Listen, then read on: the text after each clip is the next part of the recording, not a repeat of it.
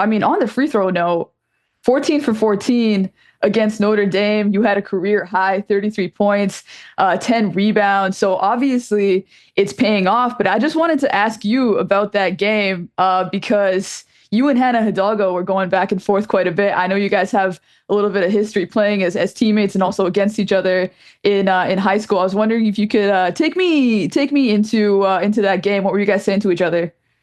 We were just, talking junk to each other. Obviously, we're both very competitive. And like you said, we played with each other for years back in the day at AAU. So we were just, making jokes to each other. When I was at the foul line, actually, she was, talking and she didn't think that it should have been a foul that they called. So Mm. it was like ball don't lie. And then I made it. We just kind of smiled at each other. So Yeah, and hey, that was it's also you got her to foul out. Not only did you guys win the game, but I feel like you definitely got one on her in that particular moment, like within that yeah. matchup. Yeah. Hmm. The goal was to foul them out. Hmm. Obviously, if we take her and Olivia out, that's definitely going to make the game a lot easier for us. Yeah, definitely, definitely. And I was wondering for the listeners here, take me to the high school national championship game because you might have done something special that night. Yeah, I think I had 33 that night Hmm. too. It was definitely 30 something, but I'm pretty sure Hmm. it was the same exact number. And I actually hit the buzzer beater that game. It was Yeah. probably my favorite game of my high school career. And I played a lot of big, high school games, but that one was special. It was far away from the school that I went to, but we had a really big fan base come travel down like two Mm. hours to watch that game. And obviously, it was an intense game. It was a lot of fun to watch. It was a packed gym. And I just had a lot of fun that day. I felt very free. I actually had a torn foot playing. I was playing with. Really, Yeah. I really. tore the bottom of my foot, the plantar fascia, and I was playing on. I had missed probably 2 or 3 games before that Hmm. because I was about to score my 2,000th point, and then I got hurt a few games before, and it was just hard. So that sucks, but I did, really want to win that game because obviously it was a really big game. So I sucked it up, and I wore like a whole roll of tape on my foot to play that game. Wow. Wow. So Yeah. did you get to make it to 2000 in high school then, or did No, the injury I come was late? only a few. I was only a Yeah. few points short. If I played one more game, I would have got it, but I couldn't. Like I was in a lot of pain. Yeah, yeah. I mean, hey, you played the one that mattered, and also Yeah, watching back that game, it looked like you toughed it out pretty nicely because it didn't really look like you were hurt at all. I'm yeah. actually pretty surprised to hear that. Took like 5 Advil, so that Yeah, definitely that'll helps. do it. That'll do Yeah, it for sure. yeah, Um, so you guys as a team this year, I mean, even going back to last year, you went to the Final Four, you returned a lot of your core. Now you guys have a lot more experience.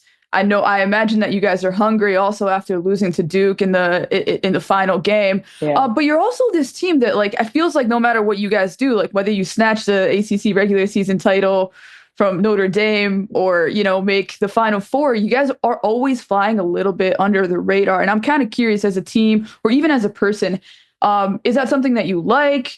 Or is it like, do you want to does it motivate you to get the team on the map?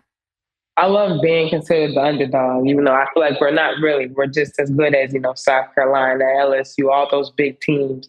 But and nobody gives us the credit that we deserve. And that's fine. I feel like we've always been, overlooked and the underdogs in situations. So we don't really care about rankings. We just go out there, play basketball, and have fun.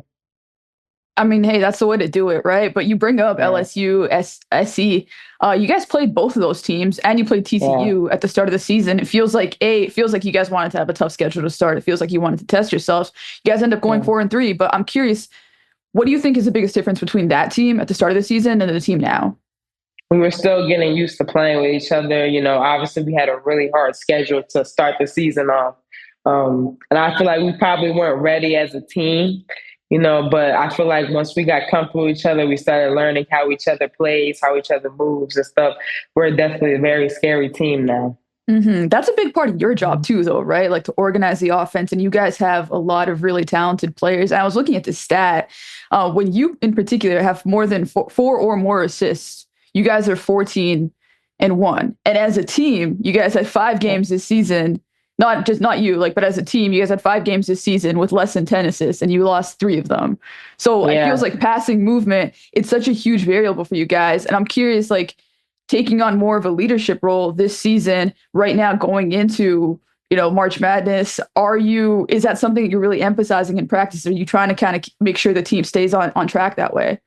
Yes, versus Duke, we didn't really do a lot of ball movement, as you can Hmm. see. In the first half, I feel like we were all playing well, moving the ball.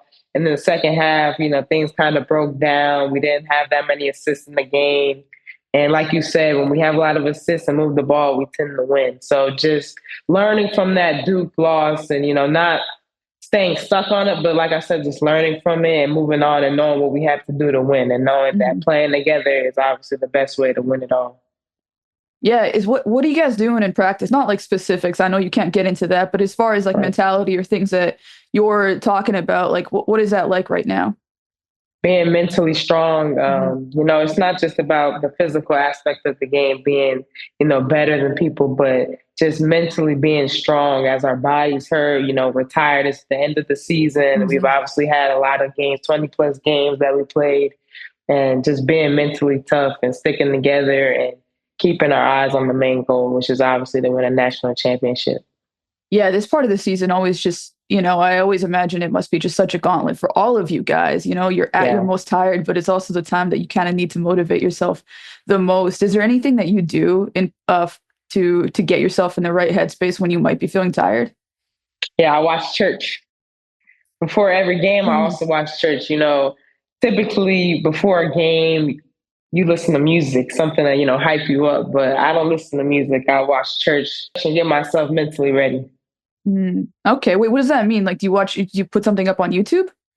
It's on Facebook. It's my church back at home in New Jersey. And I put that on and it's like a recording and Mm. he preaches and stuff like that.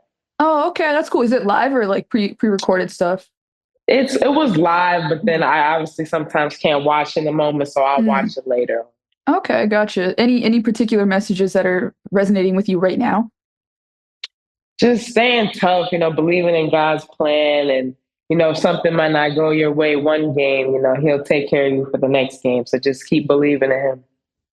Gotcha, gotcha. All right, last thing before I let you go. I saw that it was your birthday recently. Did you Yeah. do anything fun? No, not this year. I didn't do anything too crazy. I just went out to eat with my friends and chill. Okay, got it. Wanted to keep it low key this year. Yeah.